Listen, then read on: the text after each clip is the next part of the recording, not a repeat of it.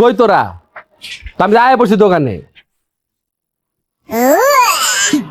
এই কি হলো রে? এই আমার চা তুই নিলি কে? লে আছে তোর চা, মুন্ডু চা লে আছে। পাবেল চা দিয়ে কইতাছি, চা সহ তোরে কিন্তু বোম মেরে উড়াই দম একদম। তুই আমার বোমটা উড়াই দিবি?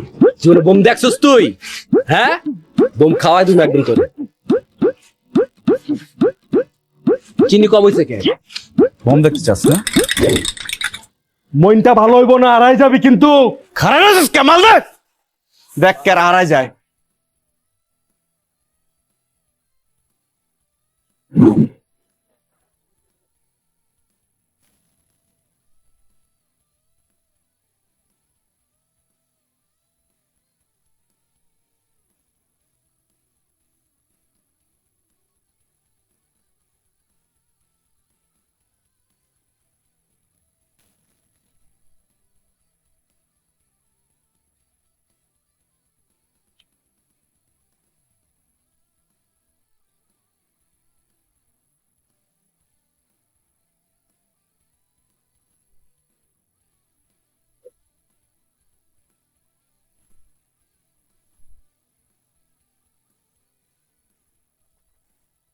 কিরে কুত্তা তুই? এই কুত্তা, লেজ ঘুরে ভাগছস কে?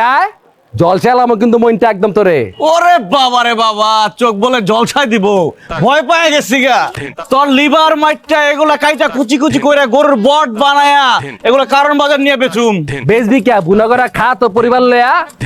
কোবাই এমন ভাগা লাগামু, কেউ ভাগে পাইব না মনটা। চোখ সামলা কথা কইস। তোর চোখ সামলা রাখিস, চোখ দুইটা খুইলা পাবেল, খেলমু কিন্তু মারবেল। এই দে দে বোমার বোমার দে, মার মার মার মার মার। আয় আয় আয় রে ডরস কেন? তুই তার রিসুস কে? তুই বোম মারস না কে? দুইটা বোম আছে, আমার মারলে তো শেষ হয়ে যাবে, আর একটা আছে। তাহলে ফাপরে মার। তাহলে পাঁচটা এক লগে মারি। না, সিঙ্গেল মার, ধারাবাহিক মারিস না। ওরে আমার পারমাণবিক বোমা রে, ওই বাট্টা আমরা বোমের দিক থেকে রাশিয়া। মুত্তা দিলে যাবি ভাসিয়া। তোর কথা মিলা দিলাম হাসিয়া, হা হা। ওই তুই যদি রাশিয়া হস তাহলে আমরা ইউক্রেন। ভালো একটা দেশের নাম করে বলি না ভাই, মাল আছে মাত্র তিনটা, ইউক্রেন না তো কি? আরে ওরা কি জানে নাকি? আওয়াজ দে আওয়াজ দে। কি অবস্থা গো? ব্রেন ব্রেন না ময়লা ড্রেন, আখথু গন্ধ যা। ও মারলাম মারলাম, দে দে মারি দি মারি দি। ওই পাবে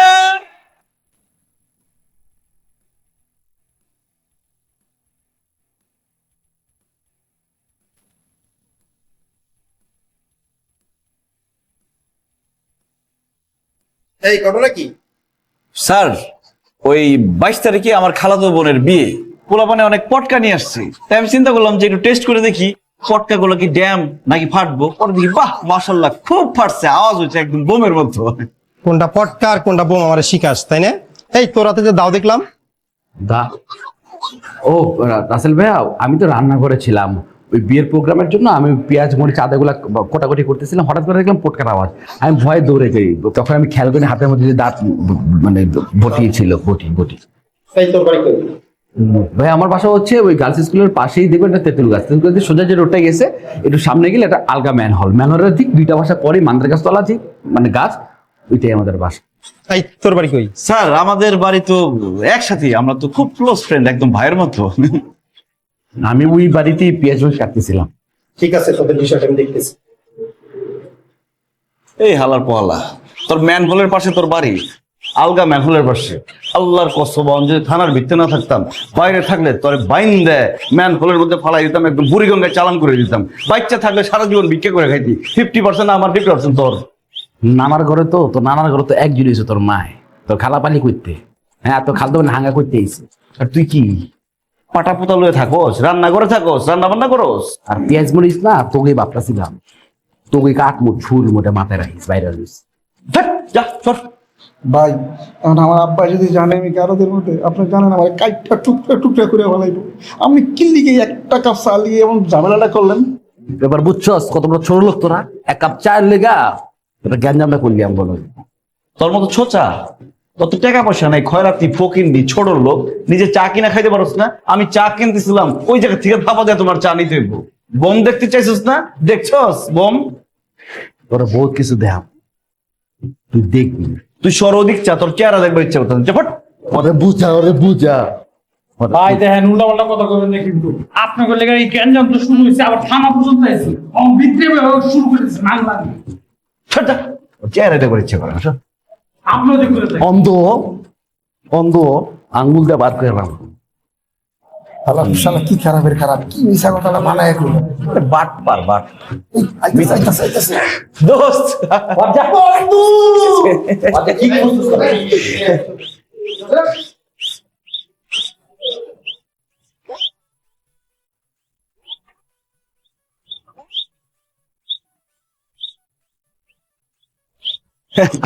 স্যার জানতাম যে আমাদের ছাইরা দিবেন। হ্যাঁ, আমরা দুই বন্ধু। সরি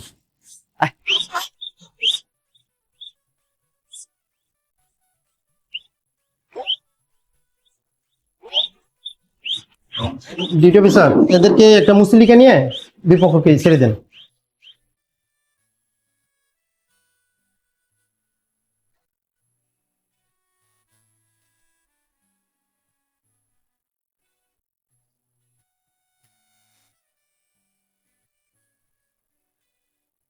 অফিসার, জি বলেন। একটা অভিযোগ ছিল আমার মোবাইলটা আমার বাসা থেকে চুরি হয়ে গেছে। কিভাবে? আমার বাসা থেকেই, আমার জানালার পাশেই ছিল, কিন্তু এখন আর বাসা কোথায় আপনার? এই ব্লকের 25 নম্বর বাসা। ও আচ্ছা, ডিউটি অফিসার অন্য একটা অভিযোগ লিখে ব্যবস্থা নেন। জি ঠিক আছে, বসেন। এক্সকিউজ মি, আপনার মোবাইল চুরি হয়ে গেছে? কেন, আপনি কি মোবাইল চোর? একদম ঠিক ধরছেন, আপনি তো পাক্কা জহুরি। অয় চোর আর বাপে চোর আর 14 গোষ্ঠী চোর।